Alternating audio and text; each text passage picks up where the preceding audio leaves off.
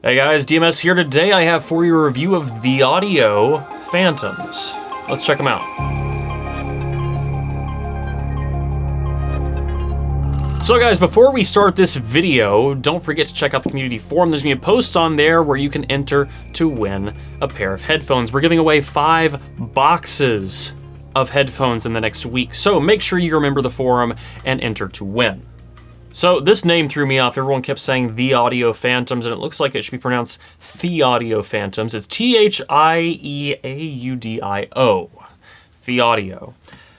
So let's start all this with build like normal. I have a nice case here these came in. I do appreciate when things come in portable little microphone road case carrying cases. That is nice. I feel like these will not be damaged in any sort of transportation.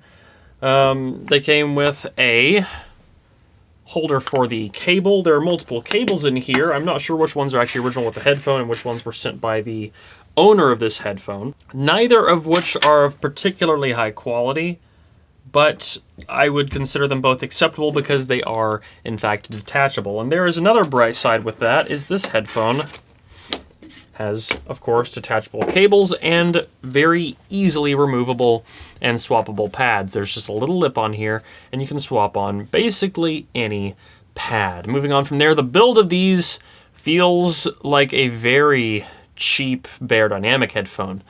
The yokes and the headband are very similar to things like this with the DT880, only very, very poorly built. This feels like it's going to fall apart, and in fact, I put these on my head and one of the cups just fell right off one day because they are just barely held on. It does not scream build quality at all. It is nice that they're made out of wood. These are a $350 headphone. I don't think they're built like a $350 headphone because I've seen $100 headphones that are built better than this. The pads are okay. They're reasonably soft. My ears don't really touch the driver, which is nice, but if they do, you can swap on a bigger pad, like I said. The headband's okay, and overall comfort for this headphone is pretty solid. These are pretty comfortable. They're not too heavy. Weight is pretty evenly distributed, and even though there's not a suspension strap, I can actually wear these for a decent amount of time. The problem is that I don't want to wear them for any amount of time because of how they sound. Yeah, I see you holding your laughter in over there. They're not good. Someone might find them interesting. You might like the sound.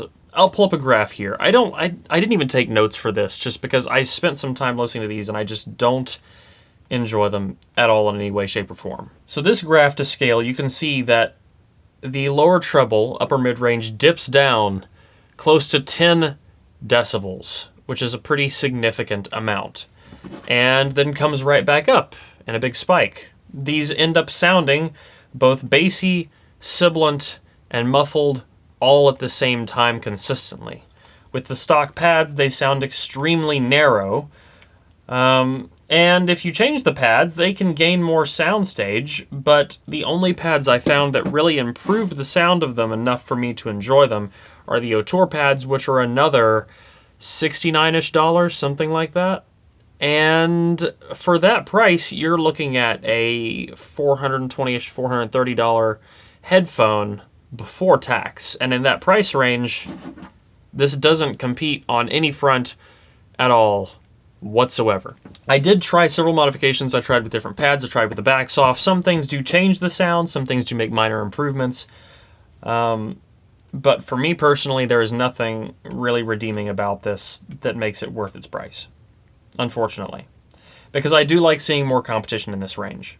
A lot of people have called this an M1060 killer. This does not suffer from the ringing the M1060 had, but the other sonic qualities are so unenjoyable that I don't find this to be an M1060 killer, and I actually pulled my M1060 reviews off of my channel because I feel like there's now better options at the price range. This is a hard sell for me at $350. Things like the Argon exist, things like the DT880 exist, which I'm currently wearing. Even the Takstar HF580, which I have a review of coming pretty soon. With a set of pads on this, you are getting into the territory of a used LCD. And if these were competing in terms of resolution or imaging or soundstage or really any specific category, that would be cool. And like I said, comfort's not bad. These do okay on comfort. But sonically, there is no redeeming feature. And as much as I hate to say it, I cannot give these a recommendation personally. Now, if you're into that kind of dark, bright sound, you may end up liking them. They don't seem to mind if you're listening to low quality or high quality music, so at least there's that. If you listen to a lot of bootlegged MP3s, you're probably going to enjoy those just as much as FLACs. And if your primary concern is only comfort, then this isn't the worst option on the planet. But I'm going to keep it short and stop right there at that. I don't think these are a good buy. I think you should look elsewhere, and I think you should check out some of the videos I have coming in the near future on some other affordable planars like the Takstar HF580, which does have its own drawbacks, but overall I think is a more well-rounded headphone than this.